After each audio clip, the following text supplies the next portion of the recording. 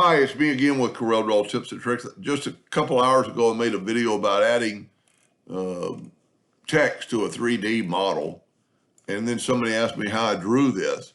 Well, it's really pretty easy. You only want to go with a 2-inch, but you want to make your circle larger to begin with. And I'm going to hit P, put it in the center of the page. And now I'm going to take my I'm going to show you why you want it larger to begin with. Then I'm going to go from the center outwardly and just make a curved line. Now Control D and make that curved line a duplicate. Move your rotation to there. Rotate it 12 degrees or any amount you want that's divisible by 360. Take your Smart Fill tool and fill that in and nudge it over. Well, let's change our nudge factor to bigger. Our circle is 12, so let's make our nudge factor 13. Fill that in. And the reason you want to, I'm going to eventually turn this to a 2-inch, but I'll show you why in just a second. You get a lot more contour lines to do it this way. 3-point line or 2-point curve line. You just kind of give it a little bit of a twist. You can hold down the control button and make it perfect or not. I was originally going to make like a scallop effect, but we're going to take the Smart Fill tool and fill that in. Now, if you watch enough of my videos, you know I don't ever delete anything. I nudge it back over. I'm going to left click, right click. But on this one, I'm going to take it and make it a gray. And I'm going to make it something other than a hairline.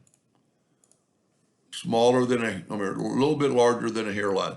So you can barely see that I've got a gray line and a black line. I'm going to open up my effect. I'm going to deselect everything yet, because I'm going to figure out which way I'm going first. So I'm going to black. So I want to use this one first. And I'm going to go to the inside at 0.001. And look at that. Now this one, because I'm black, I want to go to a light gray. And look at that. So you've got that effect. So this will be coming down and this will be going, well, this will be coming up. So this will go really, really deep in the middle. This will go deeper on the edges and leave that white or let gray matter. I'll go ahead and group it together, Control G, Control D to duplicate it and move it to the center rotation and rotate it 12 degrees. Control D, and just keep controlling D all the way around. And there you have it. Now what I would do is reduce it. Now your numbers aren't going to be exactly the same because Corel's measuring, different peaks. But I'm going to, with my ratio lock, I'm going to make it 2 inches. Now here's kind of the key to this that I think makes it look a lot better.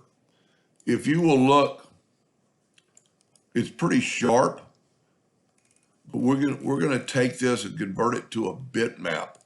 And what that does, it kind of fuzzies it up. Go up to bitmap, convert to bitmap, grayscale. It just fuzzies it up a little bit so your laser won't, kind of mellows it out. Then it's all in one layer. Now just take your text, 3D, make it as large as you want, put it in your graphic, and then turn that text white by right-clicking, or left-clicking, and actually take away the outline. And that, like I said in the other video, that will not engrave. And it'll look like this in the end. This was a piece of oak. It's not the best wood. It's just something I had laying around. Hard maples and cherries do good. But anyway, that's a pretty easy 3D design. Anyway, I hope that helped them a little bit. Thank you for watching.